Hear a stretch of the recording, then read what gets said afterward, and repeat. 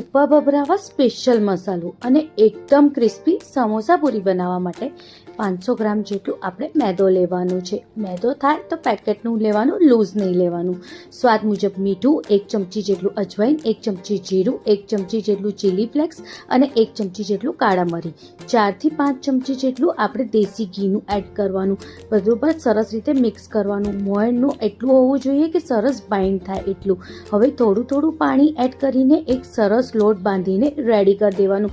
લોટ નાય બહુ ઢીલું કે નાય બહુ કાટું હોવું જોઈએ.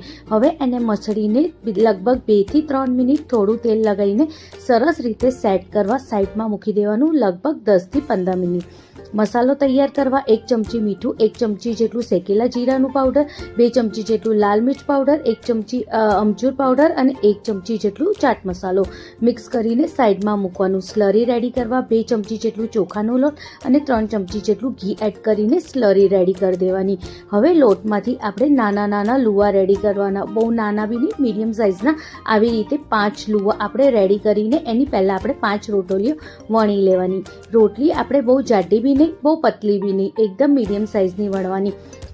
બસ આટલી જ જાડી રોટલીઓ હોવી જોઈએ. બધી રોટલી રેડી થઈ જાય એટલે એક રોટલી લેવાની, એની ઉપર સ્લરી લગાવવાની અને થોડું કોરો લોટ ભભરાઈને એની ઉપર બીજી રોટલી મૂકી દેવાની. કંઈક આવી રીતે. આવી જ રીતે 5 રોટલીમાં આપણે પ્રોસેસ યુઝ કરવાની. પહેલાં સ્લરી લગાવવાની, પછી કોરો લોટ ભભરાવાનો અને બીજી રોટલી ઉપર મૂકીને કંઈક આવી રીતે સેટ કરી દેવાની. બધી રોટલી સેટ થઈ જાય એટલે આવી રીતે કંઈક આપણે એને ગોળ વાળવાનું. તમે જોઈ શકો છો કઈ રીતે મેં અહીંયા રોલ વાળ્યું છે. રોલ એકદમ ટાઈટ થવું જોઈએ, સહેજ બી ઢીલું ના રહેવું જોઈએ. હવે આવી રીતે આપણે નાની નાની પૂરીઓની જેમ આપણે એને કટ કરી દેવાના, લુવાની જેમ. જ્યારે બધું કટ થઈ જાય પછી હાથથી આપણે એને દબાવવાનું. જ્યારે દબાવીએ ત્યારે સહેજ ઉપરની ભાગ જાય એવી રીતે આપણે દબાવવાનું. આવી રીતે બધા લુવાને આપણે રેડી કરી દેવાનું. જે બાજુ દબાવ્યું હોય એ બાજુની એની બીજી બાજુથી આપણે પૂરી વણવાની. પૂરી આપણે બહુ જાડી નહીં, બહુ પતલી નહીં, એવી રીતે મીડિયમ સાઇઝની વણવાની.